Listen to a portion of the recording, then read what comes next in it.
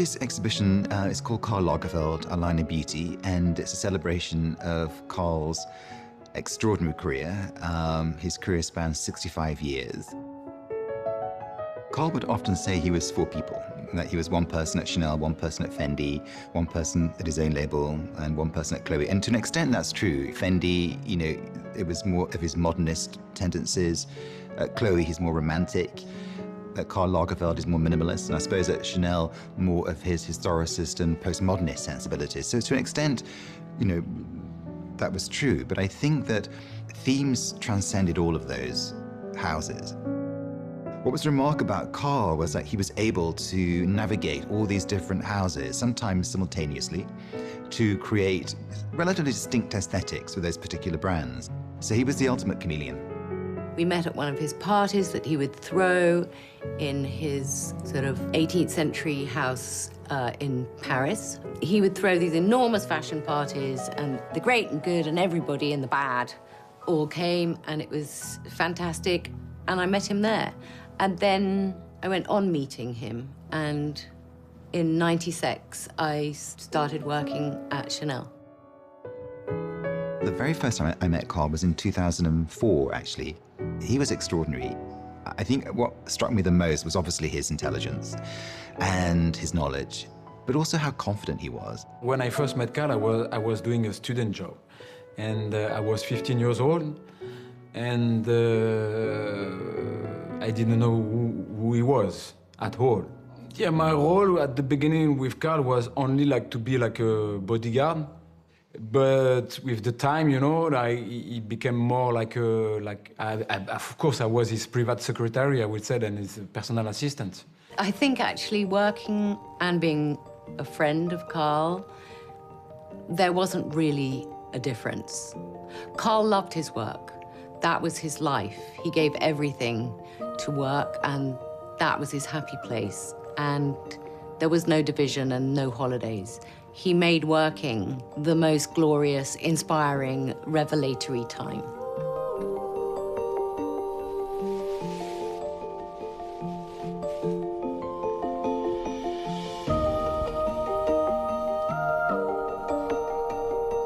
Yes, we have these three here, which will keep everything in place. So one thing that I noticed with Karl's work is that across the different brands, across the different time periods, there was a fairly strong shoulder. There was also a really kind of angular line along the tailored jackets from the shoulder into the kind of chest area. And the finishes, it's been a treat to see everything on the inside, and something that many people don't get to see.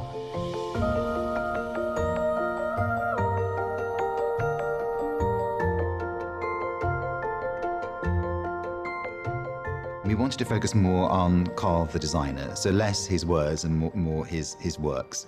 And we honed in on his creative process, and particularly his sketching. So the drawing was a sort of a mix between a technical drawing and an expressionistic fashion illustration. For me, you know, Karl was like a genius. He was drawing like crazy, you know, like a machine.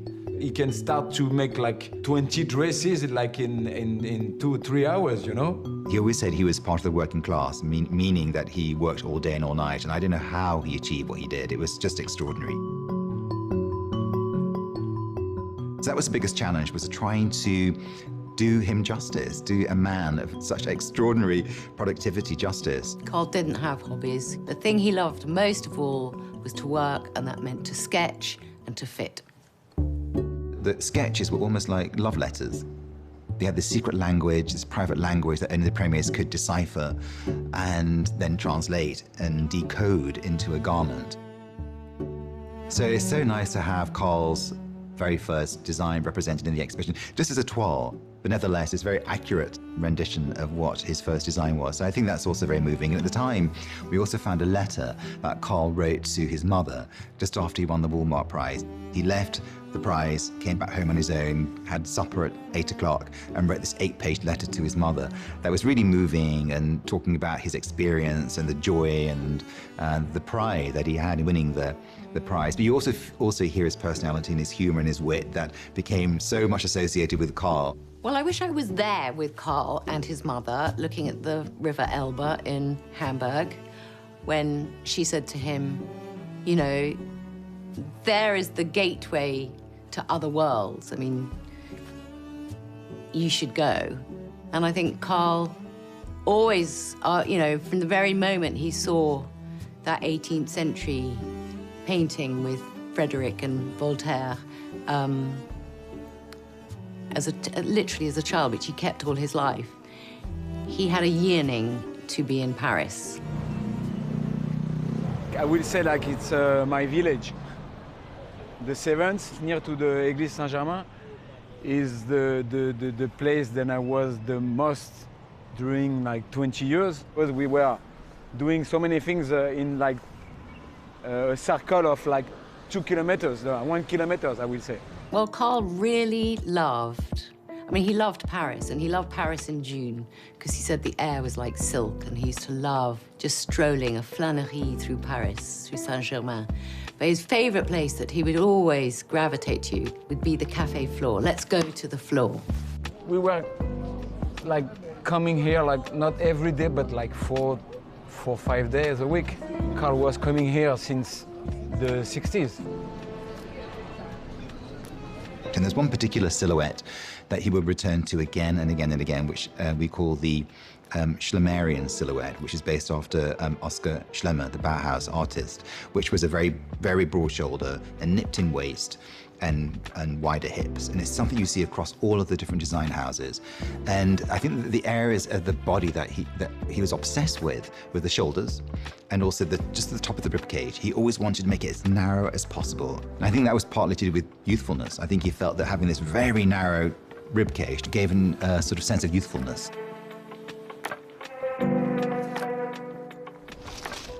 It's one of the wedding dresses selected for the exhibition.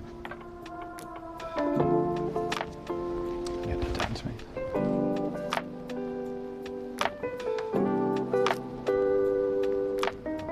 And I just want to check that we have the new underskirt prepared.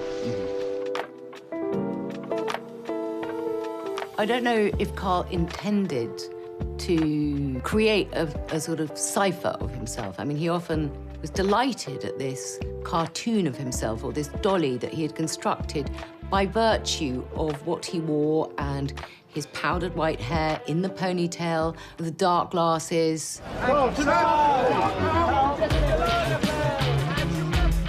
Karl became this sort of icon. He became a sort of rock star. And he developed this sort of look that he called the dolly, or the puppet, and that ossified around the early 2000s, which was the black and white uniform that he created with the high collar and the cravat and the chrome hearts jewelry. And I think people very much sort of see that side of Karl, and they think that's Karl. And for me, that was just a sort of disguise. You know, it was a way of allowing him, in a way, to pass incognito on the world stage.